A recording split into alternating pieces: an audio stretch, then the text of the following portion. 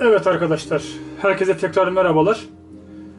Bu videomuzda size daha önce incelemesini yapmış olduğum tek hareketli, emiş beslemeli, dıştan karışımlı airbrush'ın, yani benim adlandırmamla alttan şişeli Çinli'nin nasıl doğru şekilde söküleceği, temizleneceği ve tekrar toplanacağını anlatmaya çalışacağım.